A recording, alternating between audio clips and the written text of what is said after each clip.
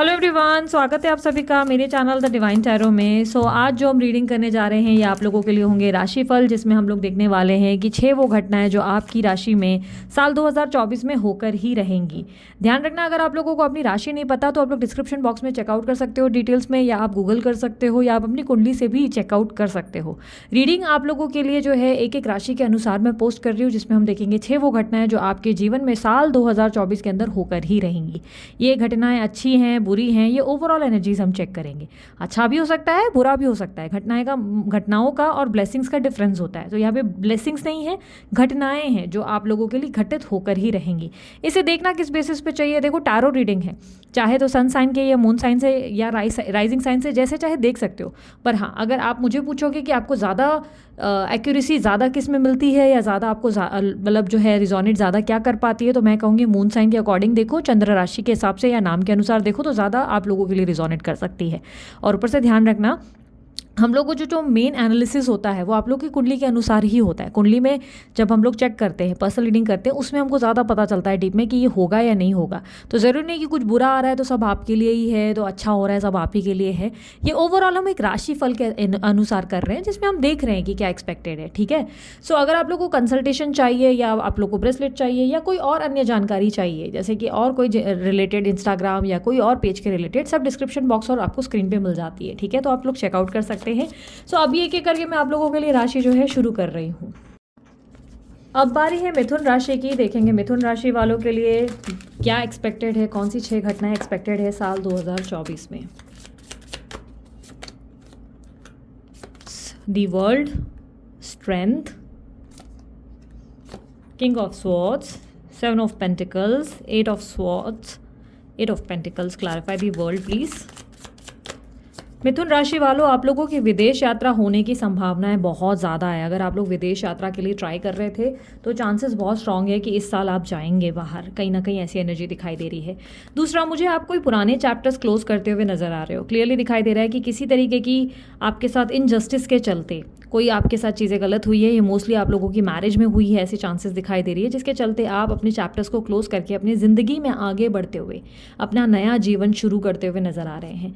यहाँ पर मुझे क्लियरली ऐसा दिखाई दे रहा है कि इस रिलेशनशिप के लिए आप बहुत स्ट्रांगली बहुत ज़्यादा सफ़र कर चुके हैं, बहुत स्ट्रगल कर चुके हैं, और यहाँ पर कहीं ना कहीं आप आगे बढ़ते हुए अपनी लाइफ में अपने आप पे फोकस करते नज़र आएंगे। और यहाँ पर विदेश ट्रैवलिंग भी मुझे बहुत स्ट्रांगली दिखाई दे रही है। विदेश ट्रैवल के लिए अगर आप सोच रहे थे तो ये इंपॉर्टेंटली मुझे दिखाई दे रहा है कि ये घटना ज़रूर होगी आप लोगों के साथ। लेट्स सी स्ट्रेंथ का एनर्जी क्या रिप्रेजेंट करता है। स्ट्रेंथ की एनर्जी को क्लैरिफाई करें universe. 8 of wands, 2 of pentacles, 2 of cups. Chances बहुत स्ट्रांग है कि जेमिनी राशि वालों, इस साल आप लोगों की लव लाइफ में कोई व्यक्ति एंटर करेंगे, कोई रोमांटिक लव लाइफ आपकी ज़िंदगी में आती नज़र आ रही है। और यहाँ पर अपॉर्चुनिटीज़ रिसीव होंगी। यहाँ पर मुझे एक नहीं अनेक अपॉर्चुनिटीज़ दिखाई दे रही हैं।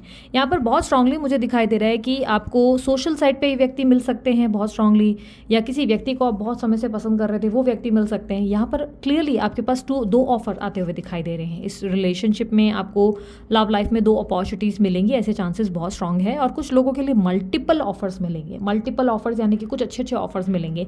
आप सब्र से काम रखते हुए, दिमाग से सोचते हुए और बहुत सूझबूझ के साथ फैसले करते हुए ही नज़र आ रहे हैं। काफ़ी स्ट्रांगली रोमांटिक लाइफ में मुझे एक ग्रोथ दिखाई दे रही है। इफ़ अगर आप किसी एक्स का वेट कर रहे हैं, चांसेस बहुत स्ट्रांग है कि उस एक्स की एंट्री दोबारा हो जाएगी, और आप कंफ्यूज हो जाएंगे कि आप इनको चुने या अपनी ज़िंदगी में नए व्यक्ति को।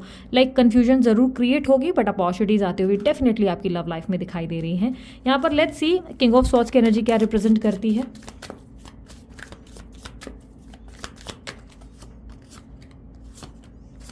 आप किसी व्यक्ति को अपनी लाइफ में ब्लॉक करते हुए भी नज़र आ रहे हैं। इस साल आप किसी को ब्लॉक करेंगे या किसी को नो कॉन्टैक्ट सिचुएशन में खुद डालेंगे, यानी कि किसी व्यक्ति में जिसमें आप बहुत ज़्यादा इंटरेस्ट ले रहे थे उस व्यक्ति से खुद को दूर करते हुए नज़र आएंगे। और लॉजिकल और प्रैक्टिकल बहुत ज़्यादा नज़र आएंगे। बहुत प्रैक्टिकल, बहुत सोच विचार के साथ आप अपने कार्य करते नज़र आएंगे।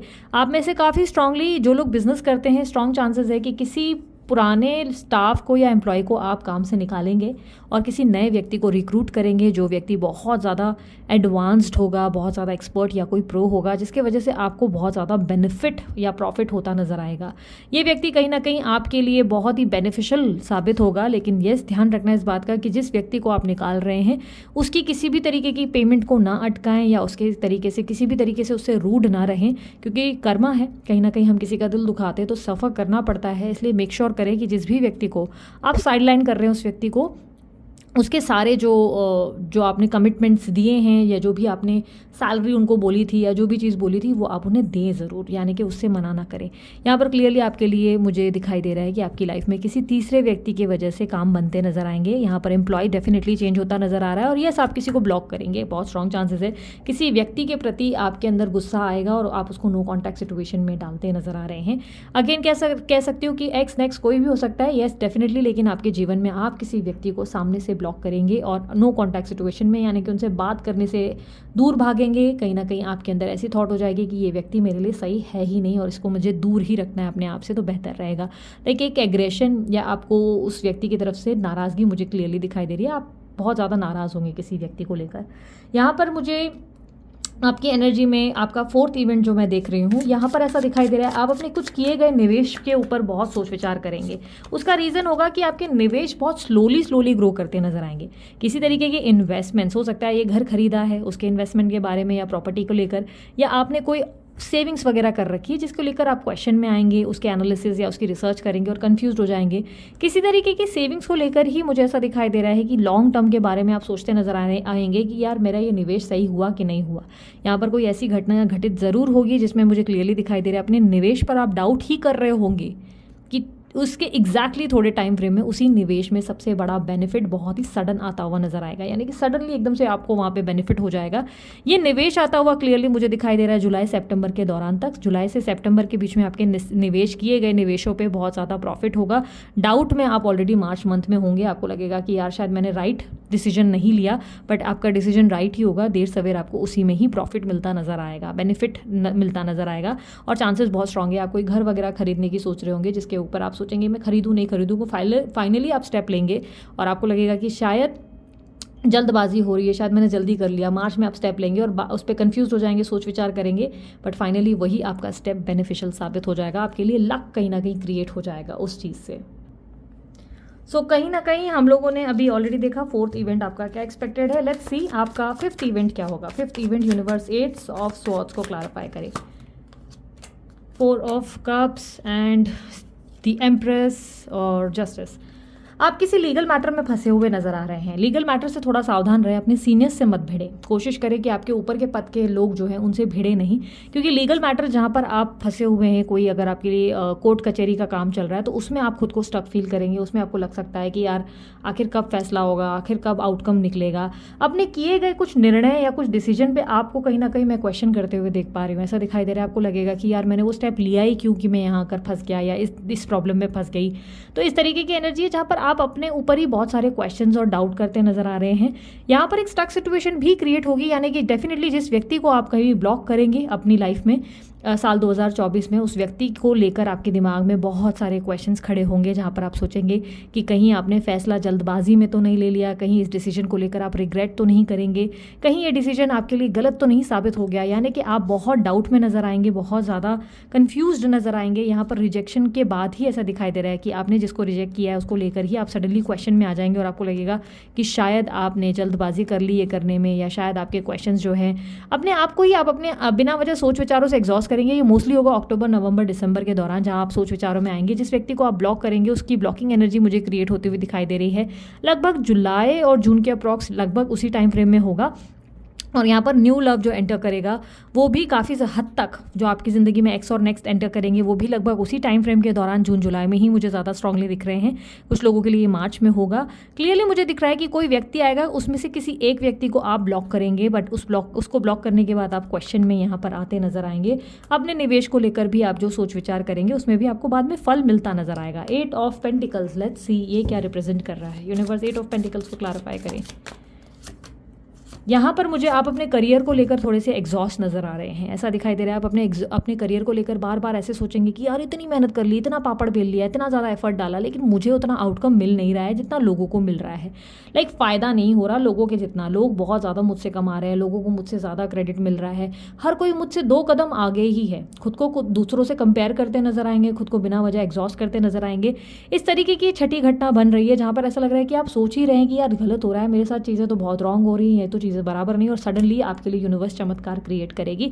यानी कि येस, जिस चीज़ में आप सोच रहे हैं कि आपके लिए कार्य बन नहीं रहे, आपको क्रेडिट नहीं मिल रहा, अपॉर्चुनिटी नहीं मिल रही, आपके लिए फाइनेंस क्रिएट नहीं हो रहा, जनरेट नहीं हो रहा, फाइनेंस दूसरों को ज़्यादा फायदा हो रहा है, आपके सोच विचार आपको स्ट्रेस देंगे, आप एग्जॉशन के साथ अपना काम करेंगे और सडनली आपके लिए मैजिक क्रिएट होगा, यानी कि ब्लेसिंग क्रिएट होगी, अपॉर्चुनिटी आते नजर आ रही है। इस साल आप ट्रैवलिंग भी करते हुए नजर आ रहे हैं, चांसेस बहुत स्ट्रांग है कि आप कहीं ट्रैवल करेंगे। विदेश यात्रा तो मुझे क्लियरली स्टार्टिंग में ही मिल गई है, और चांसेस है आप छोटी मोटी ट्रैवलिंग्स बहुत ज़्यादा करेंगे, सोलो ट्रिप्स करेंगे, घूमना फिरना करेंगे। यहाँ पर इस साल आपके अंदर अट्रैक्शन भी काफ़ी ज़्यादा जनरेट होगा, जिसकी वजह से एक्स नेक्स्ट बहुत सारे लोग, ऑफर, न्यू ऑफर्स, क्रश, आपके जो आसपास के लोग हैं आप में इंटरेस्ट ज़रूर लेंगे, आपके लिए रिलेशनशिप मेंटेन करने की इच्छा जताएंगे, आप में कहीं ना कहीं रोमांटिक रिलेशनशिप बिल्ड करने की कोशिश करेंगे। लेकिन आप ही उन लोगों में से होंगे जो एक फ़ैसला कर पाने में बहुत डिफिकल्टी को फील करते हुए और बहुत ज़्यादा ऐसी एनर्जी में रहेंगे जहाँ पर आप समझ ही नहीं पाएंगे कि जो आप डिसीजन ले रहे हैं वो सही है कि नहीं। कुछ डिसीजंस लेने के बावजूद आप ये एग्जॉशन में चले जाएंगे कि यार जो डिसीजन मैंने ले लिया कहीं वो तो गलत नहीं लिया। तो आप जो भी डिसीजन ले रहे हैं सोच समझ कर लें, और लेने के बाद उस पर रिग्रेट नहीं करें तो आपका बेनिफिट ज़्यादा होगा। ठीक है, सो ओवरऑल ये थी आप लोगों की रीडिंग। अगर आपको रीडिंग पसंद आई आप लाइक शेयर सब्सक्राइब कर सकते हैं, ढेर सारा प्यार दे सकते हैं। बाकी अभी के लिए इतना ही। ओम साई राम।